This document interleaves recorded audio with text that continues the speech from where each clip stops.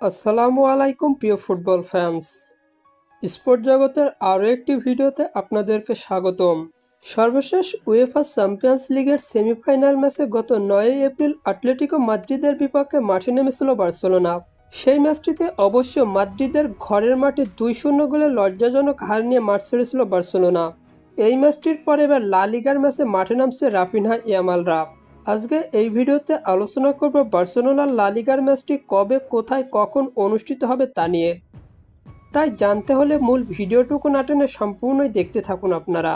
বর্তমানে লা লিগার পয়েন্ট টেবিলে ৩০ ম্যাচ শেষে ৭৬ পয়েন্ট নিয়ে পয়েন্ট টেবিলের শীর্ষে অবস্থান করছে বার্সেলোনা।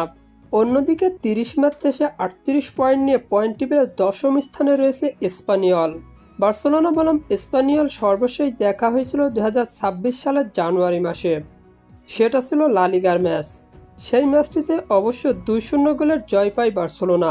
বার্সেলোনা বনাম স্পানিয়লের শেষ ৫টি ম্যাচের পরিসংখ্যান করলে দেখা যায় ৪টিতে জয় ও বাকি একটি ম্যাচ হেরেছে বার্সেলোনা।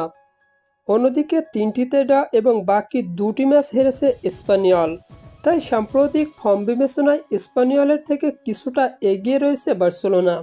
বার্সেলোনা বনাম স্পানিয়লের মধ্যকার লা লিগার ম্যাচটি অনুষ্ঠিত হবে বাংলাদেশ সময় অনুযায়ী আগামী ১১ এপ্রিল শনিবার রাত ১০টা ৩০ মিনিটে।